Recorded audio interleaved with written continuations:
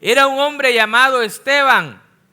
En el capítulo número 6, verso 8 en adelante de Hechos, habla acerca de uno de los diáconos, gracias hermano, uno de estas personas que habían elegido, y dice: Esteban, lleno de gracia y del poder del Espíritu Santo, el poder de Dios, hacía señales y milagros asombrosos entre la gente.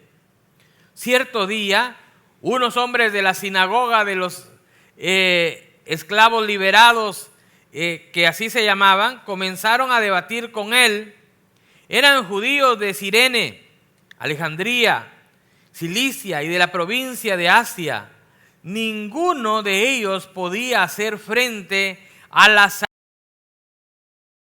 con que hablaba Esteban. Imagínense, Esteban tenía ese respaldo de Dios, ese respaldo del Espíritu Santo, y hablaba de una manera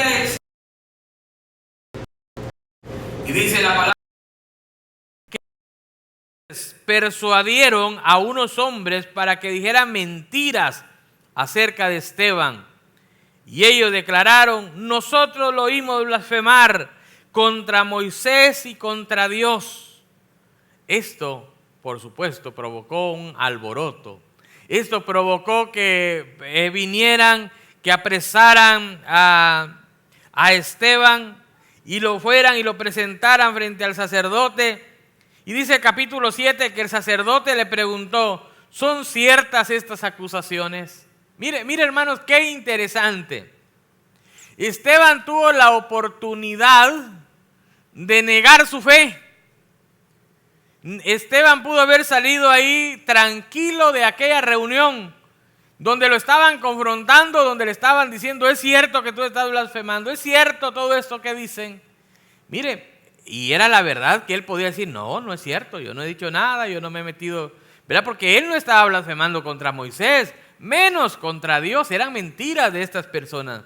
Pero ¿sabe algo que me llama la atención de la actitud de Esteban? Que Esteban, en vez de estar preocupado por su vida, que en vez de estar preocupado por salvar su cuerpo, él aprovecha la oportunidad que está frente a los sacerdotes y a una multitud de personas que quizás no iban a ir a escuchar el mensaje a otro lugar. Mire qué interesante. ¿Sabe que muchas veces nosotros estamos ante personas que quizás nunca se van a venir a sentar a una iglesia a escuchar el mensaje de la palabra de Dios? Aquellos nunca iban a irse a parar a escuchar el mensaje que los apóstoles tenían. Entonces, Esteban, mire, empieza su respuesta de la siguiente manera en el verso 2 del capítulo 7. Hermanos y padres, escúchenme. Nuestro glorioso Dios se le apareció a nuestros antepasados, Abraham en Mesopotamia, antes que él se estableciera en Harán. Dios le dijo: deja tu patria y tus parientes y entra a la tierra que yo te mostraré. Entonces Abraham salió del territorio de los caldeos y vivió en Harán, y empieza él, hermanos, a poder explicar para poder llegar a mostrar a Jesús como el Mesías. Y ahí sigue todo el discurso que él les dio. En el capítulo 7, verso 51, llega un tiempo de confrontamiento y viene y confronta al pueblo.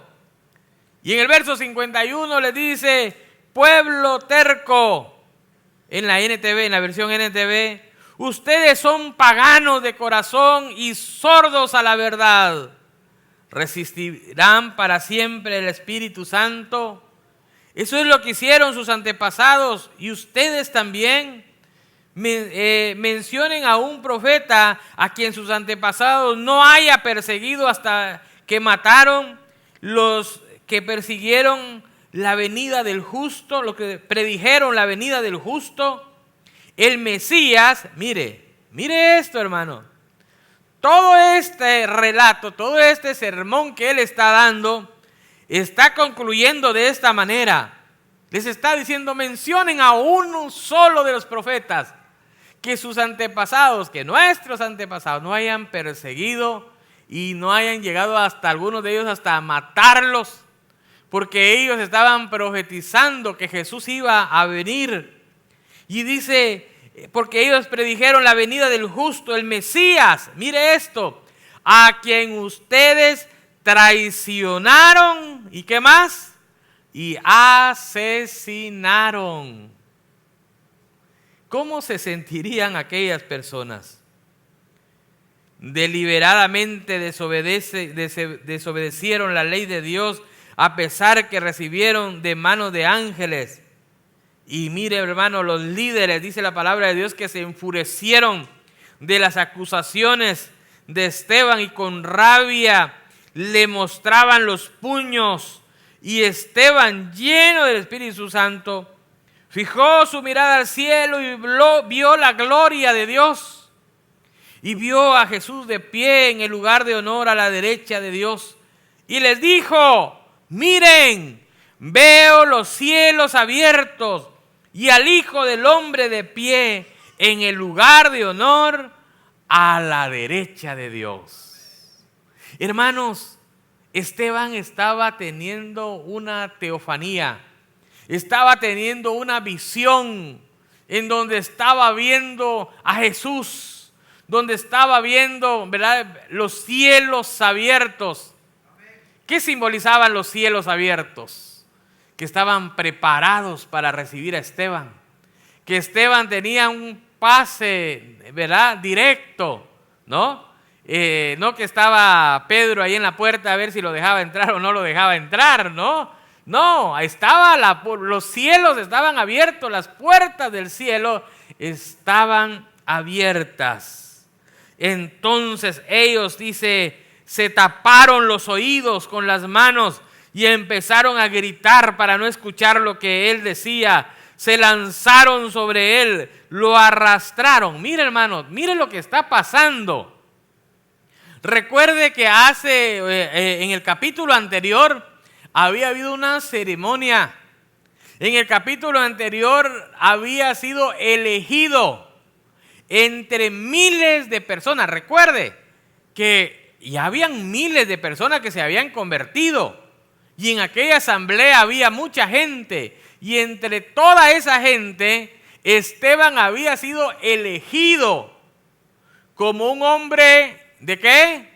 De buen testimonio, lleno del Espíritu Santo y lleno de sabiduría. Y ahora este hombre, hermanos, estaba a punto de morir. Lo arrastraron afuera de la ciudad y comenzaron a apedrearlo. Sus acusadores se quitaron las túnicas, las pusieron a los pies de un joven llamado Saulo, dice, que ya más adelante lo vamos a conocer. Mientras lo apedreaban, Esteban oró: Señor Jesús, recibe mi espíritu. Y cayó de rodillas gritando: Señor, no los culpes por este pecado. Y dicho esto, murió. El primer mártir de la iglesia. Hermanos, todo venía bonito, todo venía sobre ruedas. Venían momentos, ¿verdad?, de alegría, de euforia, de celebración. Ver a Pedro un día que estaba en la cárcel, luego en la noche verlo afuera y él contar que los ángeles habían venido y lo habían sacado de la cárcel. Era una celebración tremenda que estaban teniendo, un momento extraordinario. Miles se estaban convirtiendo a Jesucristo. Ahora uno de sus líderes de buen testimonio, uno de sus líderes lleno del Espíritu Santo, lleno de sabiduría, ahora está muerto. Lo mataron a pedradas. ¿Cómo estaría el corazón de los discípulos? ¿Cómo se sentirían? ¿Cómo nos sentimos nosotros cuando escuchamos una mala noticia? Tristes, ¿cierto? Desanimados. no hay ánimo, ¿verdad? Cambia todo el ánimo. Cuando estamos hablando cosas alegres, nos sentimos alegres y nos animamos, pero cuando empezamos a escuchar cosas tristes, como que sí, nuestro ánimo baja. Y ahora escuchar que un hermano de ellos, uno que habían elegido como parte de los líderes, estaba muerto. Mira, hermanos, las situaciones que vivieron los discípulos fueron tremendas. Los mártires de la iglesia, se sabe que por algunos relatos que en tiempos del reinado de Nerón en Roma, Pedro fue crucificado de cabeza. Imagínense usted. Qué triste. Qué momentos más difíciles que vivió la iglesia, hermanos. También en el capítulo número 12 del libro de los Hechos, habla de Jacobo, hijo de Zebedeo, otro de los discípulos de Jesús. Dice la palabra del Señor que fue muerto a espada, ¿verdad? Fue decapitado. Imagínense usted todo lo que sufrió la iglesia. La iglesia sufrió muerte y persecución. Ese es el séptimo desafío que enfrentó la iglesia primitiva. Muerte y persecución. O sea, los que no morían, los perseguían. Ahí se puede hacer uno una pregunta. ¿Por qué había persecución? ¿Por qué en algún momento algunos de los discípulos huyeron? Algunos de los apóstoles se escondieron y trataron de salvar su vida. ¿Por qué? Porque uno se puede cuestionar muchas cosas. ¿Será que tenían miedo a morir? Podría uno, en su humanidad uno puede hacerse cualquier pregunta. Pero ¿sabe por qué ellos en muchas de las ocasiones huían? ¿Saben por qué? Porque ellos tenían una misión. Ahora, es muy importante esto, muy interesante verlo de esta manera. Los discípulos tenían una misión. En el capítulo 28 y verso 19 del libro de Mateo, escuchamos a Jesús dando una misión. ¿Se acuerdan cuál es esa misión? Vayan y hagan discípulos a todas las naciones, bautizándolos en el nombre del Padre, del Hijo y del Espíritu Santo, enseñándoles a guardar todo. Mire qué interesante, era una misión. Ahora, ellos estaban iniciando y no habían cumplido la misión. Porque atrás de todo esto, hermano, estaba el enemigo. Hay un enemigo atrás de todo esto. Entonces estaba el enemigo atrás de todo esto y el enemigo estaba planeando cómo destruir. Venir a través de la muerte de Jesucristo, ¿verdad? Que ahí se pudiera terminar todo. Pero ¿sabe qué? Jesucristo resucitó, hermanos, al tercer día. Y es lo que celebramos como iglesia. Ahora el enemigo está tratando de calmar, de callar a aquel grupo de personas. Está tratando de que la misión no se cumpla. Y si es posible, ¿verdad? Podía eliminar a algunos y matar a algunos. Y ahora era un momento, hermano, donde empiezan a irse a diferentes lugares. Pero ¿sabe qué es lo interesante? Que conforme ellos se iban de ahí, se iban a otro lugar. ¿Y sabe qué? En ese otro lugar empezaban a predicar. Y sabe que por eso les digo, y vayan y den testimonio en Jerusalén, en Judea, en Samaria y hasta lo último de la tierra. Ellos empezaron en Jerusalén y conforme se fueron a Judea, se fueron predicando. Más adelante en la lectura de hoy leíamos que Felipe estaba en Samaria y ahí iban extendiendo. Los historiadores hablan, ¿verdad?, de dónde estuvieron los discípulos predicando. Se sabe que Tomás estuvo por la India, estuvo predicando por allá por la India y llegaron, hermanos, a diferentes lugares. Se expandió el evangelio. Hay relatos que están en la Biblia, hay otros que no están, ¿verdad?, de dónde estuvieron los discípulos. Pablo habla, imagínense, solo Pablo habla de todos los lugares que él visitó, de todos los lugares que él estuvo, los redactó. Pero sabe, hay muchos más que no estuvieron redactados, pero estuvieron los discípulos predicando en diferentes lugares para la expansión del evangelio. Una de las preguntas que yo me hacía cuando estudiaba esto decía, ¿por qué los primeros cristianos estaban dispuestos a enfrentar el desafío de la muerte y de la persecución? ¿Por qué estuvieron dispuestos? Repito, pudieron haber dicho, bueno, yo no dije eso, yo nunca estoy blasfemando contra Dios. Quizás hubieran salvado su vida, quizás hubieran vivido en Jerusalén más cómodos, porque era el lugar donde habían crecido, en Judea. Si hubieran quedado ahí, no hubiera habido persecución si ellos no hubieran cumplido el mensaje.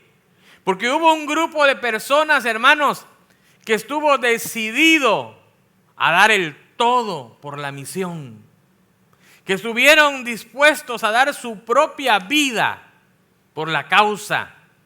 Es por esa causa, es por esa razón que hoy usted y yo estamos aquí celebrando. ¿Sabe que si ellos no hubieran sido fuertes, cómo se hubiera expandido el evangelio? Necesitaba el Señor hombres valientes, hombres firmes, mujeres firmes, que estuvieran dispuestos a dar todo.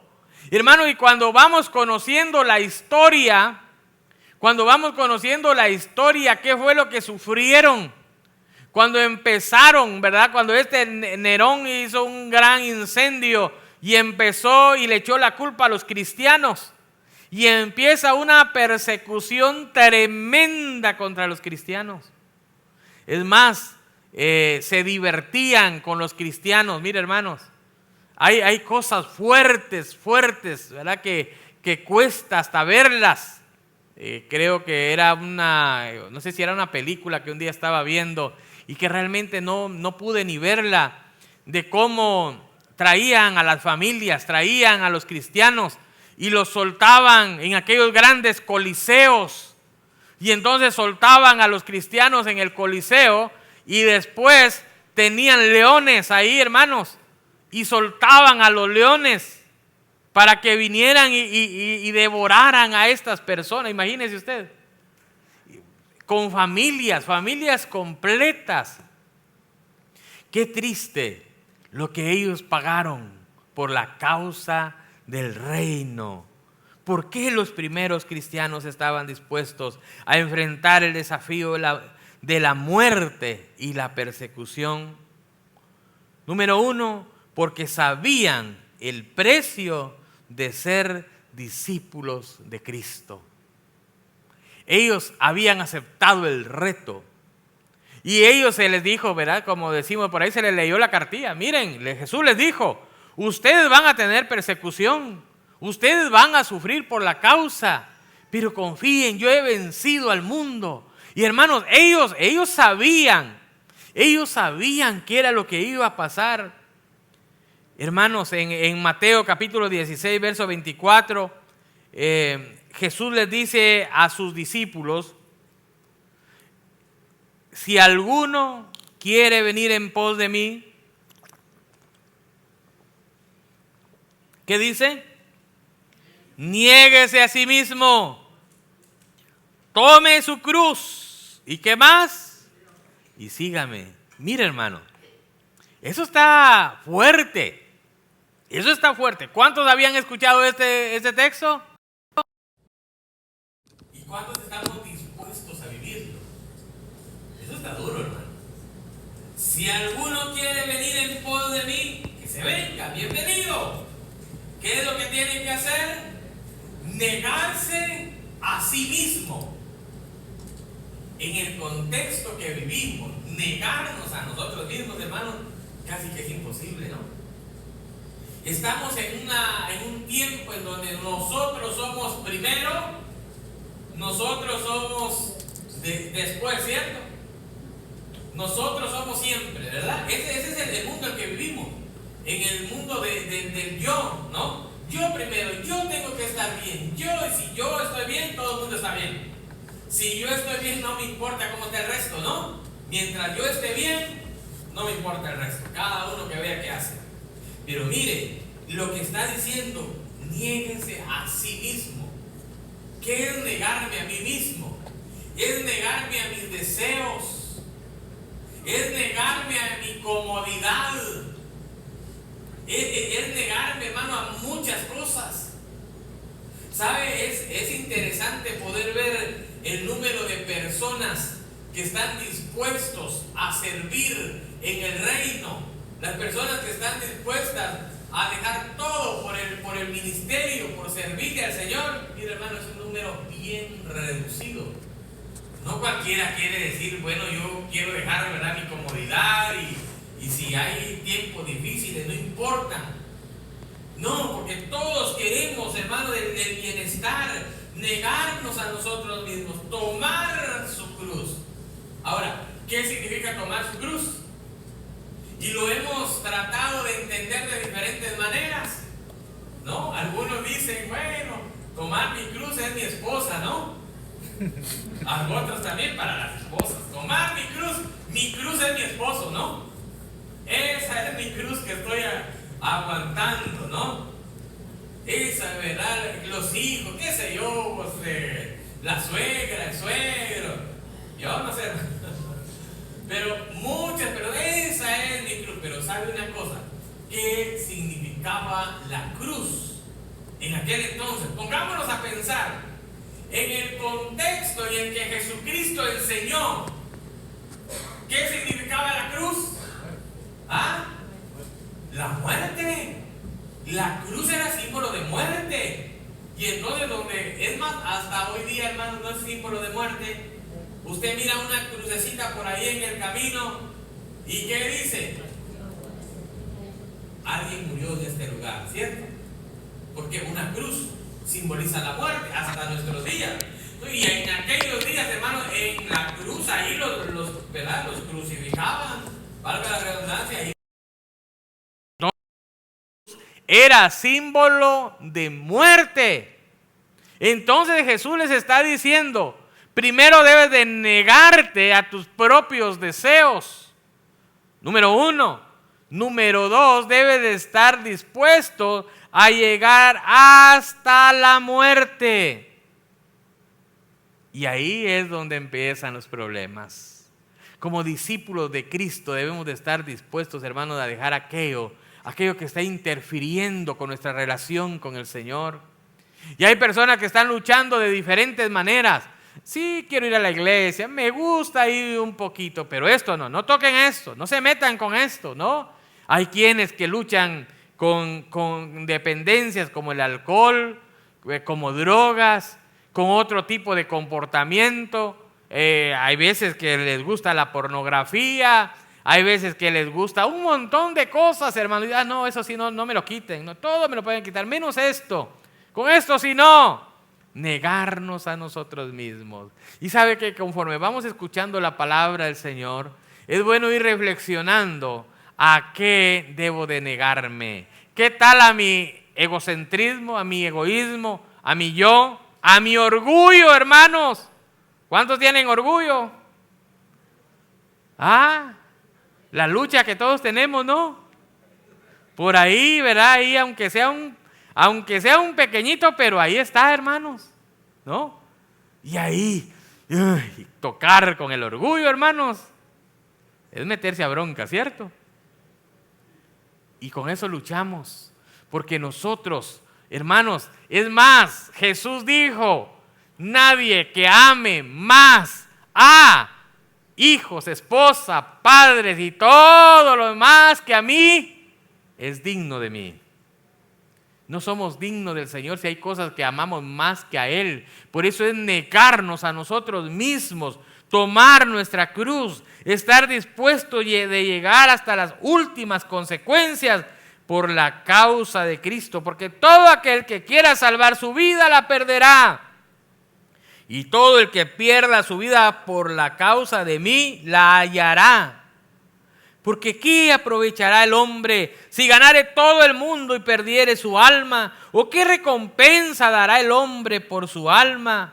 Porque el Hijo del Hombre vendrá en gloria de su Padre con sus ángeles, y entonces pagará a cada uno según sus obras, las obras que hagamos. Ahora, ¿cuáles obras? Bueno, las obras que demuestren que nos hemos negado a nosotros mismos.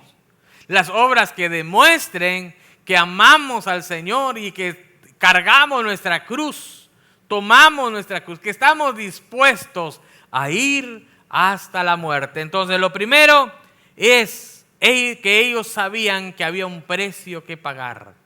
Ellos estaban dispuestos a pagar aquel precio. Segundo, porque tenían convicciones firmes de quién era Jesús. Ellos tenían convicciones. ¿Sabe por qué a veces actuamos de la manera que actuamos? ¿Sabe por qué muchas veces somos medio cristianos? Ahí como que sí, pero no. ¿Eres cristiano? Pues bueno, voy a la iglesia, ¿no? Acompaño a mi iglesia, a mi esposa a ir a la iglesia. A ella le gusta. Por mis hijos voy, ¿no? Voy. Entonces no tiene una seguridad, no tiene convicción. Imagínense a alguien que está así, le preguntaran, ¿estás dispuesto a dar tu vida por Cristo?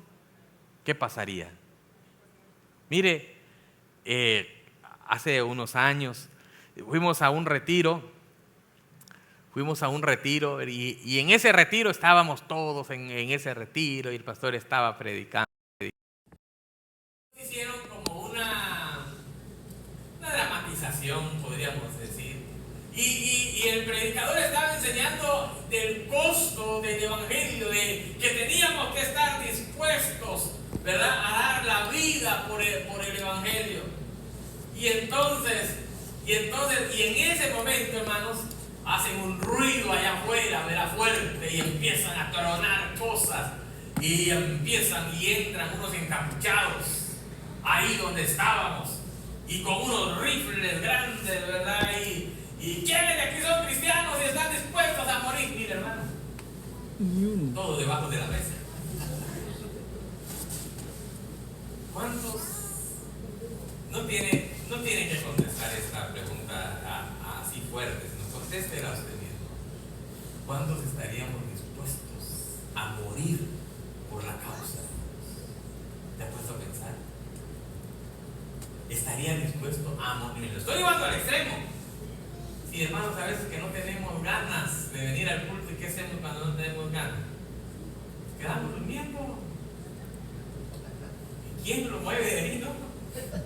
¿Por qué no? Hay quienes que son honestos. Hermano, ¿cómo está? Lo extrañamos, ¿por qué no viene? La verdad, pastor, no tenía ganas. Hay algunos, pero no hay excusa, pastor. No hay excusa. No hay excusa. No tenía ganas. ¿No? Qué bueno que sea sincero. Qué malo que no esté dispuesto. Porque no sé si me están siguiendo, hermano. A estar dispuesto a cargar su cruz. ¿Qué es cargar su cruz otra vez? Mire, cargar su cruz quiere decir que en cuanto la causa, porque ya lleva la cruz, ¿no? Lo que utilizaban para poder crucificar a las personas era la cruz. Entonces, si ya llevaba su cruz, pues ya solo era el lugar, ok, aquí pongan la cruz y ahí se acabó. Ahora, ¿de qué manera nosotros amamos a Jesús? ¿Qué hubiera pasado que nosotros hubiéramos sido esa iglesia primitiva? La iglesia de Hechos, capítulo 2. ¿Cómo hubiera sido eso? ¿Cree usted que el evangelio se hubiera propagado? ¿Estuviéramos dispuestos, verdad, a poder poner nuestra vida por la causa? Mire, hermanos, eso es convicción, hermanos, tener nosotros convicción de quiénes somos. Jesús en un momento, en capítulo 16, verso 13 de Mateo, Jesús dice que le preguntó a sus discípulos, ¿quién dicen los hombres que es el Hijo del Hombre? En otras palabras, ¿quién dice la gente que soy? Dice Jesús. Ellos le dijeron, unos que eres Juan el Bautista, verso 14. Otros, Elías. Otros, Jeremías, o alguno de los profetas. Mateo 16, 15, Él les dijo, mire hermano, Y vosotros, o sea, ustedes, ¿quién dicen que soy? Qué interesante. La gente ¿quién dice que es Jesús? Es una cosa. Pero la otra pregunta es ustedes. Y eso es lo que Dios nos está preguntando ahora, lo que Jesús nos está preguntando. ¿Quién es Jesús para usted? ¿Quién es Jesús para nosotros? Y ahí es donde Pedro le dice, respondiendo Simón, Pedro dijo, tú eres el Cristo, el Hijo del Dios viviente. Entonces le respondió Jesús, bienaventurado eres Simón, hijo de Jonás, porque no te lo reveló carne ni sangre, sino ¿quién? Mi Padre que está en los cielos. Tú eres el Cristo, tú eres el Mesías, tú eres el Hijo de Dios. ¿Quién es Jesús para usted, mi hermano? ¿Quién es Jesús para usted? De eso depende su comportamiento. De eso depende, ¿verdad?, de qué tanto estamos dispuestos a dar por la causa. Mire, entonces, ¿por qué los primeros cristianos estaban dispuestos a enfrentar el desafío de la muerte y de la persecución? Primero, porque sabían el precio de ser discípulos de Cristo. Sabían que había un precio y estaban dispuestos a pagarlo. Segundo, porque tenían convicciones firmes sobre quién era Jesús. Habían convicciones. Y mire, hermanos, y por esas convicciones, Pablo dice, para mí el vivir es Cristo y el morir es ganancia. Si vivo, voy a seguir predicando la palabra y compartiendo del Señor. Y si muero es ganancia, porque ya voy a descansar, voy a estar con Cristo, ya no hay más persecución, ya no hay más problemas. Él tenía convicciones, convicciones del amor. Y ahí es donde dice, ¿quién podrá separarme del amor de Cristo? Dice en Romanos 8:35, ¿acaso hay algo que me pueda separar del amor de Cristo? ¿Será que Él ya no nos ama? Y ahí empieza una gran lista, mis hermanos, de la convicción, y eso lo hablábamos hace unos domingos, de la convicción de cómo nos ama Cristo. Cristo me ama de esta manera, que el amor de Cristo es grande, que yo le voy a responder también con amor a Cristo, porque sé cuánto el Señor me ama. Y sabe que ellos estaban en ese primer amor. Eso fue lo que hizo la diferencia. Hay una iglesia en el Apocalipsis que había perdido ese primer amor. Y ahí una de las cosas que le dice el Señor Jesús, vuelve a tu primer amor.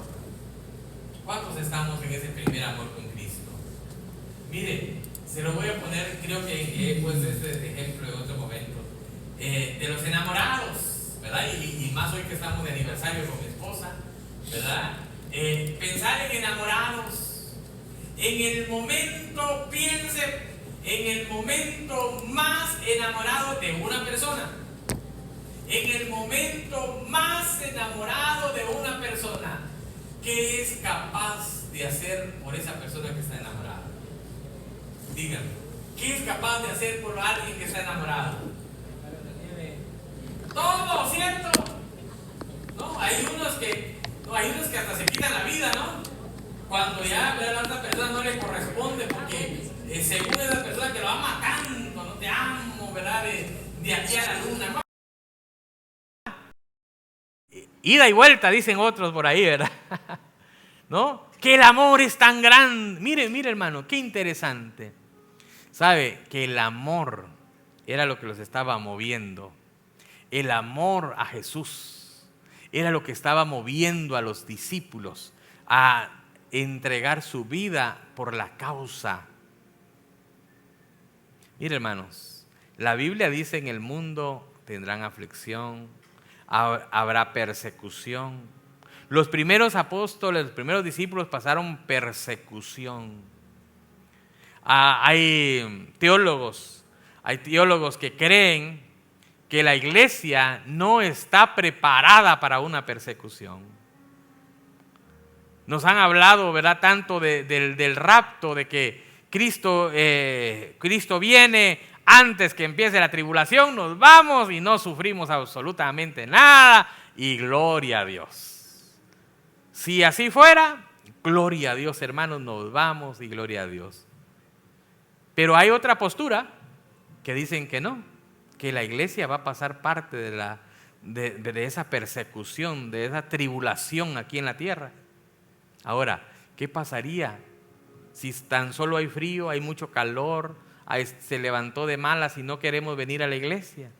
Y ahora imagínense poder decir, bueno, ¿quién está dispuesto a morir por la causa? Si no, hemos hablado y hemos visto, ¿verdad?, que en los últimos tiempos, ¿verdad?, cómo van a ser las cosas de difíciles, de complicadas. Y si se da cuenta, en el mundo en que vivimos se ha ejercido cierto control, no, que cada día hay más control para la humanidad, ¿no? Cada día hay más control. En el tiempo, ¿verdad?, de la pandemia, si tenía la vacuna podía viajar, si no tenía la vacuna no podía viajar. Es más, para poder hacer trámites, aún actualmente le piden un montón de vacunas que tiene que ponerse. Si no tiene las vacunas, no hay ningún proceso. Miren cómo las cosas van, ¿verdad?, van avanzando.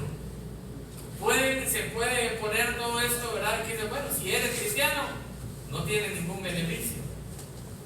¿Qué tanto estamos nosotros dispuestos a cargar nuestra cruz todos los días? A negarnos a nosotros mismos y decir, yo amo a Jesús hasta la muerte. No hay cambio, yo amo a Jesús. Ese es tiempo, hermanos, de reflexión. Es tiempo de ver en dónde nosotros estamos. Hay otra iglesia, la iglesia en el libro de Apocalipsis. El Señor le habla y le dice, yo sé tu sufrimiento y tu pobreza. Yo sé. Y después de la iglesia de Esmirna, en el capítulo número 2, verso 8, le manda un mensaje a la iglesia de Esmirna. Escribe al ángel de la iglesia en Esmirna, el primero y el postrero, el que estuvo muerto y vivió, dice esto: yo conozco tus obras y tu tribulación y tu pobreza, pero eres rico, y la blasfemia de los que se dicen ser judíos y no lo son, sino que son sinagoga de Satanás. No temas en nada lo que vas a padecer. No le está diciendo, he aquí el diablo echará a algunos de vosotros a la cárcel para que seáis probados y tendréis tribulación por 10 días. Sé fiel, mire hermano este mensaje. Sé fiel hasta la muerte y yo te daré la corona de la vida. Sé fiel ¿hasta dónde? Hasta la muerte, que yo te daré la corona de la vida. Y dice el 11, el que tiene oídos, oiga lo que el Espíritu dice a la iglesia. ¿Cuántos tienen oídos? ¿Ha escuchado el mensaje? Eso es lo que el Espíritu dice a la iglesia. Sé fiel hasta la muerte. Fidelidad a Dios. Fidelidad a Dios. Esta mañana yo le invito a ponerse en pie. ¿Cómo está su convicción? ¿Cómo está su convicción para con Dios? Hay una convicción firme